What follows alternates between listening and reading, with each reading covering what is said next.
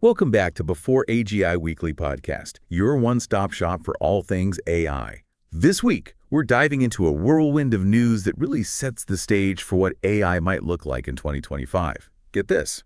We've got government regulations heating up, some seriously wild products fresh out of CES, investments that'll make your head spin, and, of course, a little bit of AI drama to keep things interesting. It's a lot to unpack, that's for sure.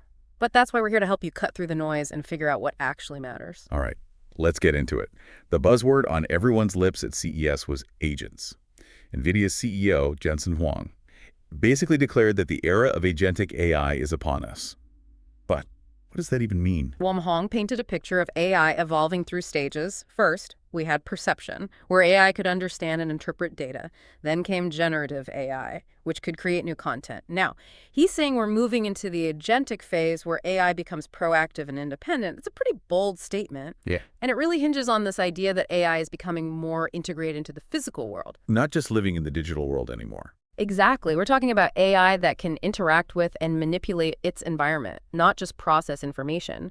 And NVIDIA is putting their money where their mouth is. They've released their first family of agent models called Nemotron, along with a set of blueprints for what they call AI orchestration. AI orchestration, what's that all about? Think of it as a way to manage and coordinate multiple AI agents working together. It's like having an AI conductor leading an orchestra of specialized AI tools. And this is where it gets really interesting, because NVIDIA's AI chips are actually advancing at a rate that's faster than Moore's law. Hold on. Faster than Moore's law. That's huge. It is. It means that the cost of running these complex AI models is dropping dramatically. What used to require massive data centers could soon be possible on a device you can hold in your hand. So what kind of real-world impact are we talking about here? Well, imagine AI handling tasks that used to require human intervention. Think about those tedious coding documentation tasks you hate, or maybe even producing a podcast like this one directly from a PDF. Now that's an idea. I could use a break every now and then. Speaking of AI in the real world, CES was packed with it. But some critics weren't impressed. They were calling it AI slop. Are companies just slapping AI onto everything these days just to grab attention? There's definitely a bit of that going on. I mean, we saw AI-powered spice dispensers and bird baths with cameras. It's easy to get caught up in the hype. Right. Who needs an AI spice dispenser? Exactly. But among the gimmicks, there were some genuinely impressive products, too. NVIDIA's Project Digits really stood out. It's essentially a tiny supercomputer that can run massive AI models locally. Wow. A supercomputer you can fit on your desk. What could you even do with that? The possibilities are pretty mind-blowing.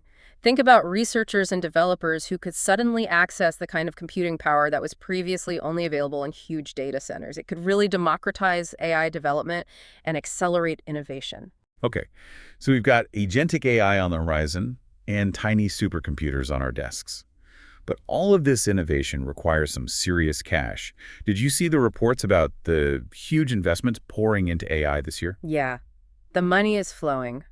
And that tells you where the industry sees potential, both in terms of technological advancement and profit. Anthropic, a company developing AI models similar to OpenAI, is reportedly raising a whopping $2 billion. Wow. $2 billion. Why are they suddenly such a hot commodity? Well, they seem to be gaining traction, especially with big companies who are looking for alternatives to OpenAI. They're not just chasing the latest trends.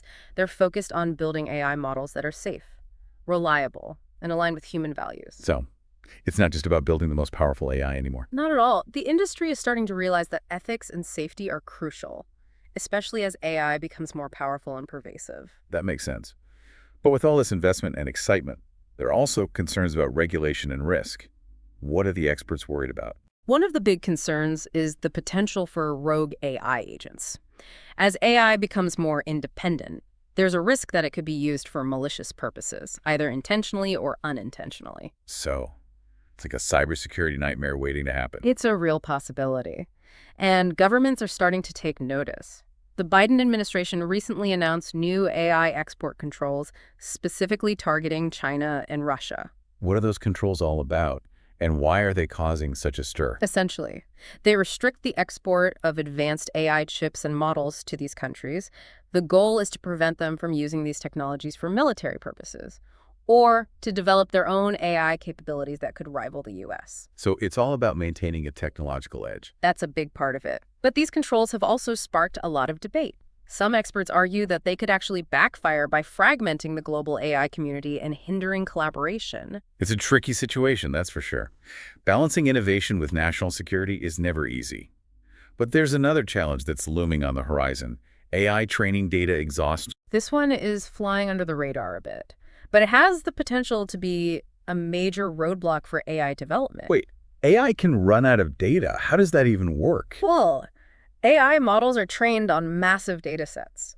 The problem is we're starting to run out of high-quality, readily available data that humans have produced. So what are AI developers doing about it? They're turning to synthetic data, which is basically data that's created artificially. Fake data. Is that even going to work? It's still early days, and there are definitely concerns about the quality and reliability of synthetic data. Some experts are optimistic that it will be good enough, while others worry that it could lead to AI models that are less accurate and potentially even biased. Well, it's a bit of a gamble. It is, but it's a gamble that the AI industry might have to take if they want to keep pushing the boundaries of what's possible. It is a gamble, and the stakes are high. We're talking about the future of AI after all.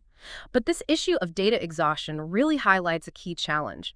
As AI becomes more sophisticated, it needs more and more data to learn from. It's like feeding a growing monster. Right. But if we're running out of real data, where's all this extra data going to come from? Well, that's the million-dollar question. Some researchers believe that we can create synthetic data that is just as good as real data. They're using techniques like generative adversarial networks, GNs, to create realistic images, text, and even audio. Others are exploring ways to use existing data more efficiently. For example, they're developing techniques to train AI models on smaller data sets, or they're finding ways to transfer knowledge from one AI model to another. So a combination of getting creative with data and making AI learn smarter. Exactly. And this is where the collaboration between researchers, developers, and data scientists becomes crucial. We need to find ways to make AI more data efficient, because if we don't, AI development could hit a wall, and that would be a real shame, because AI has the potential to solve some of the world's most pressing problems. You're talking about things like climate change, disease, and poverty. Exactly. AI could help us to develop new energy sources, cure diseases, and even alleviate poverty. But to do that, we need to keep pushing the boundaries of AI research and development. And that means finding solutions to challenges like data exhaustion. It's like we're on a quest for the ultimate AI fuel. Right. But speaking of pushing boundaries, there's been a lot of buzz about artificial general intelligence, AGI, even artificial superintelligence, ASI. Are we really on the verge of creating AI that's as smart as or even smarter than humans? That's the big question that everyone's asking. And honestly, there's no easy answer. Some experts believe that AGI is just around the corner. They point to the rapid progress we've seen in AI in recent years, and they argue that it's only a matter of time before we create machines that can think and reason like humans. But other experts are more skeptical. Right. Right. They argue that we still don't fully understand how human intelligence works, and they question whether we can truly replicate it in machines. They also point out that there are fundamental differences between the way humans and machines think. So, It's a debate that's likely to continue for a while. definitely. But it's an important debate to have, because the implications of creating AGI are huge. If we do create machines that are as smart as or even smarter than us, how will that change our society? How will it affect our economy, our relationships, our very sense of what it means to be human? Those are some pretty heavy questions. But let's shift gears for a moment. What about some of the more fun and quirky applications of AI we've seen lately? Well, you can't talk about fun AI without mentioning video games. NVIDIA unveiled some incredible new technology at CES called NVIDIA AI. It allows game developers to create more realistic and engaging game characters using AI. Okay.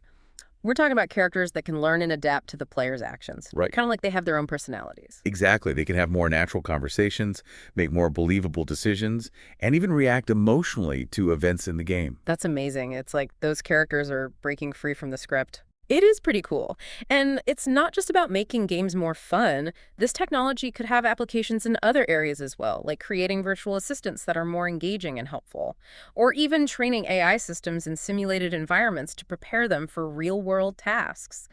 While some are worried about AI taking over the world, others are using it to create more immersive gaming experiences. It's a fascinating juxtaposition, isn't it? But I think it highlights the fact that AI is a tool. And like any tool, it can be used for good or for evil. It all depends on the intentions of the people who are developing and using it. That's a good point.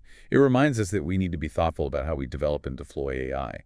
But on a lighter note, what stood out to you from CES besides the gaming stuff? There was a lot to see, but one thing that really impressed me was the progress in robotics. We're seeing AI-powered robots being used in a growing number of industries, from manufacturing and logistics to healthcare and even retail. We're talking about those robot dogs that can dance and do backflips? Uh-huh. Or something more practical? Well, those robot dogs are fun to watch. But the robots I'm talking about are designed to solve real-world problems. For example, there are robots that can assist with surgery, robots that can deliver packages, and even robots that can help care for the elderly. So it's not just about replacing human workers, but about augmenting human capabilities. Exactly. AI-powered robots can help us to do things that are dangerous, repetitive, or simply too difficult for humans to do on their own. They can also help us to be more efficient and productive. Okay, so robots are getting smarter and more capable. But what about the concerns that AI is advancing faster than our ability to control it? That's a valid concern, and it's one that we need to take seriously. As AI becomes more powerful, we need to make sure that we're developing it responsibly. That means thinking about the ethical implications of AI, and it means putting safeguards in place to prevent AI from being used for harmful purposes. So wait, it's not just about building cool new technology. It's about building it ethically and safely. Exactly. We need to make sure that AI is used to benefit humanity, not to harm it. And that's a challenge that requires collaboration between researchers, developers, policymakers, and the public. It sounds like a massive undertaking, but it's one that we can't afford to ignore. You're right. The future of AI depends on it. Okay, so we've covered a lot of ground today, from data exhaustion and superintelligence to robot surgeons and AI-powered video games. It's clear that AI is rapidly evolving, and it's having a profound impact on our world. But what does it all mean for the average person? What should our listeners be paying attention to in the coming year? I think the most important thing is to stay informed. AI is going to continue to change our lives in ways that we can't even imagine right now. So it's crucial to understand how it works, what its potential benefits and risks are, and how we can shape its development in a positive direction. So it's not about becoming AI experts ourselves, but about being aware of the trends and implications. Exactly. We need to be informed citizens so that we can make informed decisions about the future of AI. But staying informed can feel overwhelming. Where should our listeners go to learn more about AI in a way that's accessible and engaging? Well, there are a lot of great resources available online. Websites like MIT Technology Review, The Verge, and Wired all have excellent AI coverage. And there are some fantastic podcasts out there too, like Lex Fridman podcast and the AI podcast, which feature interviews with leading AI researchers and experts. And of course, there's Before AGI Weekly podcast right here. Exactly. We'll keep you updated on all the latest AI developments, from the groundbreaking to the bizarre and everything in between. Okay, so we've talked about the importance of staying informed, but what about taking action? What can our listeners do to get involved in the AI revolution?